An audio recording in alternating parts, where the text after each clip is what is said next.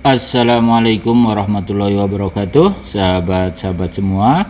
Kali ini kita berdiskusi mengkaji tentang riset pemasaran.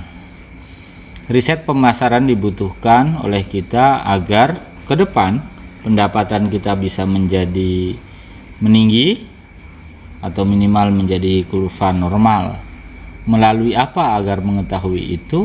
Tentu kita harus mengetahui omset kita berapa di bulan depan, berapa aset kita hari ini, berapa pesaing kita itu sebagai pesaing atau market leader. Kita harus membaca itu juga. Kemudian juga kita harus memahami apa keinginan konsumen, apa respon konsumen terhadap produk kita. Bagaimana jika produk kita kemudian disandingkan dengan produk-produk pesaing. Nah, begitu juga satisfaction, kepuasan pelanggan seperti apa. Ini penting untuk kita kaji dalam rangka untuk meningkatkan pendapatan perusahaan.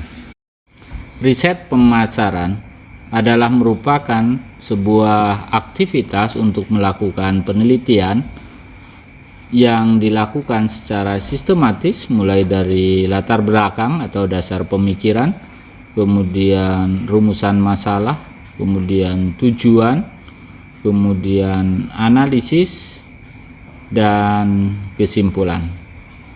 Nah, sahabat-sahabat semua, identifikasi yang sistematik dan objektif dalam mengumpulkan, mengoreksi, menganalisis, dan memutuskan berdasarkan suatu informasi untuk tujuan mengembangkan pembuatan keputusan dalam hubungannya dengan identifikasi dan penyelesaian masalah dan kesempatan-kesempatan yang ada di dalam pemasaran menjadi penting buat kita agar kita bisa merumuskan, merencanakan kegiatan-kegiatan ke depan yang lebih baik dari tahun-tahun sebelumnya, dari bulan-bulan sebelumnya. Jika perhitungan hari berarti dari hari-hari sebelumnya. Riset pemasaran ada juga yang mendefinisikan atau marketing riset adalah kegiatan penelitian dalam bidang pemasaran yang sistematis, mulai dari latar belakang, kemudian analisis dan kesimpulan dalam rangka untuk mengidentifikasi masalah dan mencari solusi dari permasalahan tersebut yang paling efektif dan efisien. Adapun tujuan dari riset pemasaran atau marketing riset adalah untuk mendapatkan data yang valid, akurat, agar dapat diolah menjadi informasi agar dapat membantu pihak manajemen, baik itu manajemen pada tataran top atau middle, untuk mengambil keputusan yang paling efektif dan efisien agar dapat menghasilkan keuntungan yang seimbang. Adapun jenis-jenis riset pemasaran atau marketing riset antara lain adalah membagi ke dalam dua kerangka, yakni problem identification research, kemudian problem solving research. Nah, turunannya apa untuk problem identification research? Turunannya adalah market potential, market share, image, market karakteristik, sales analysis, forecasting, business trend. Sementara dari problem solving research antara lain adalah segmentation, product, pricing, promotion, dan distribution. Nah, adapun langkah-langkah untuk melakukan marketing riset adalah menentukan masalahnya dulu. Jadi dasar pemikirannya apa? Latar belakangnya apa?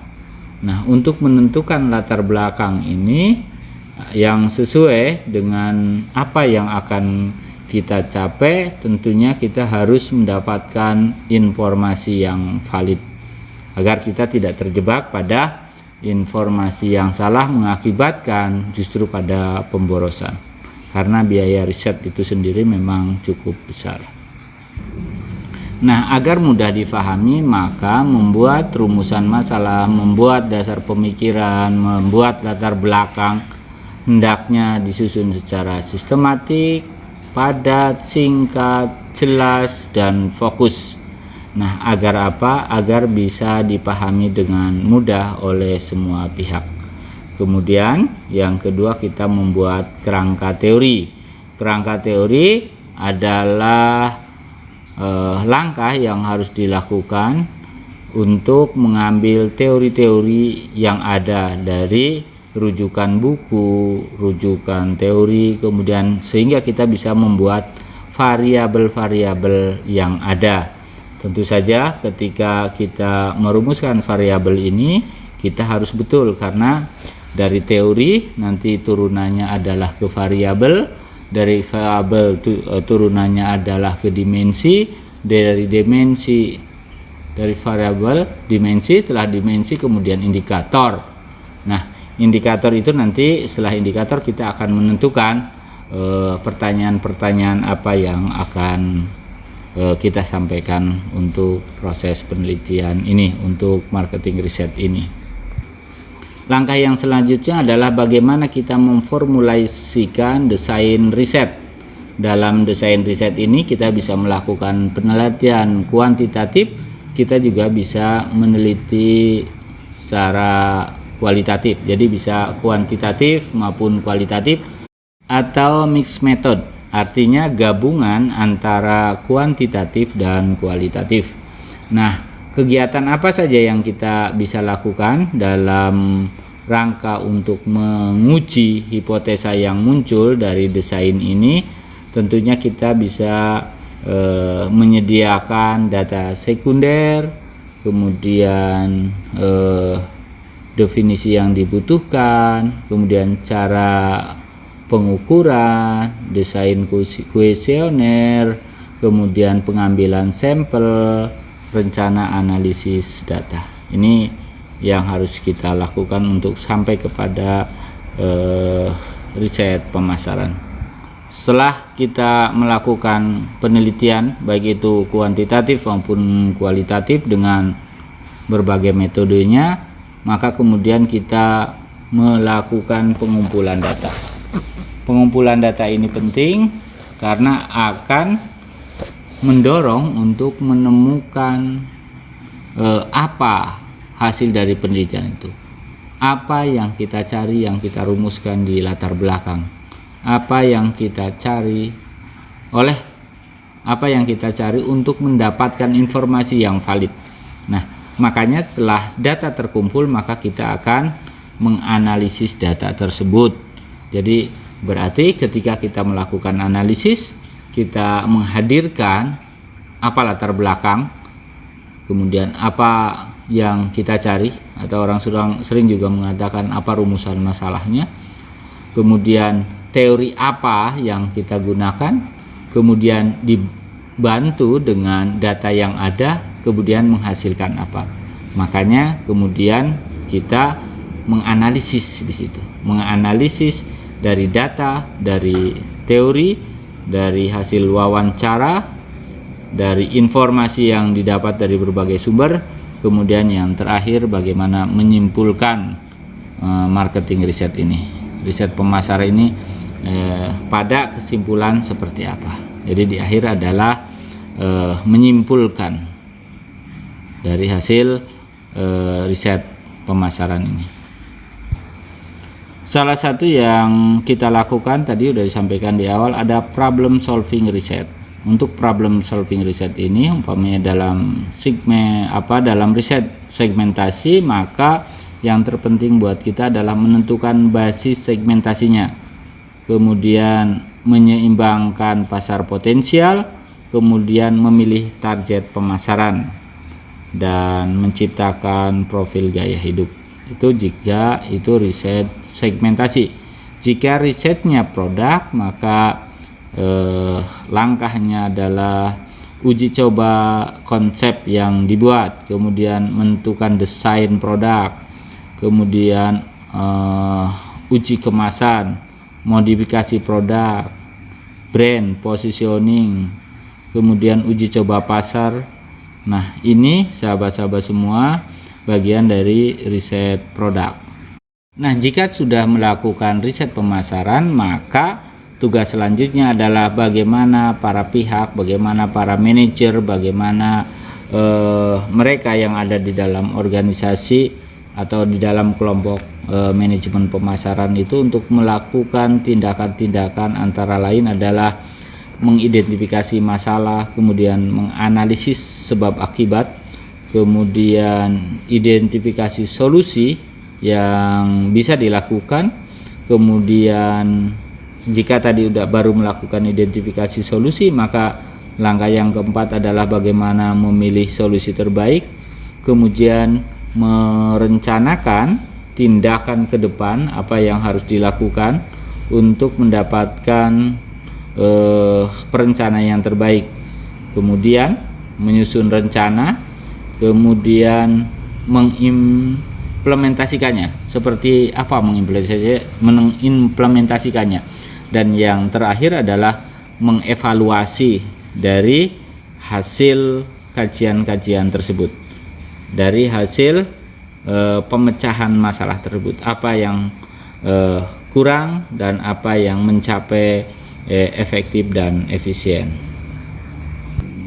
Nah, kebiasaan mereka yang dilakukan oleh para manajer pemasaran dalam menggunakan metode riset ketika melakukan penelitian di riset pemasaran ini, antara lain adalah metode studi kasus, kemudian metode pengembangan, research and development, kemudian metode survei, metode tindak lanjut, kemudian metode analisis isi, konten analisis, metode kecenderungan, metode korelasi, correlation study, kemudian metode eksperimen.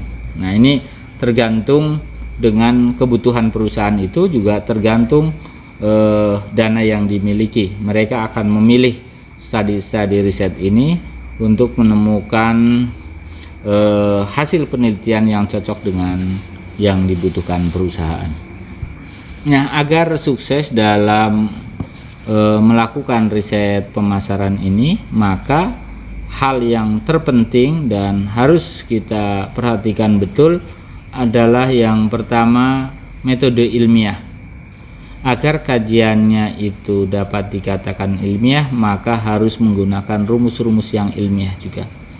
Kemudian riset dilakukan juga untuk menjawab pertanyaan riset yang tidak menyimpang jauh, artinya bisa dipahami secara sederhana oleh mereka yang akan diberikan pertanyaan-pertanyaan tersebut. Kemudian juga harus diperhatikan pemahaman atas seberapa luas pemahaman dan kajian yang akan dilaksanakan. Kemudian harus disesuaikan juga dengan SDM, kemudian biaya, kemudian waktu, kemudian yang terakhir riset ini harus diperhatikan betul. Yang terakhir ini harus mempertimbangkan risiko kegagalan dan penyimpangan yang akan terjadi dalam riset tersebut. Nah, itu sahabat-sahabat semua, kajian kali ini sebagai bahan diskusi untuk riset pemasaran penting untuk diperhatikan jika kita ingin perusahaan kita itu naik, ingin bisnis kita ada perkembangannya, atau kita juga bisa memotret kondisi perusahaan kita itu seperti apa. Nah, untuk apa sih? Sesungguhnya untuk memberikan jalan, memberikan langkah-langkah yang benar agar perusahaan kita itu benar ketika bersaing. Artinya apa? Tidak menggunakan biaya besar untuk menyaingi yang kecil, atau kita tidak menganggap enteng sesuatu yang sebenarnya besar. Nah, disinilah pentingnya riset pemasaran. Itu yang bisa saya sampaikan, diambil dari berbagai sumber. Kurang lebihnya mohon maaf. Wassalamualaikum warahmatullahi wabarakatuh.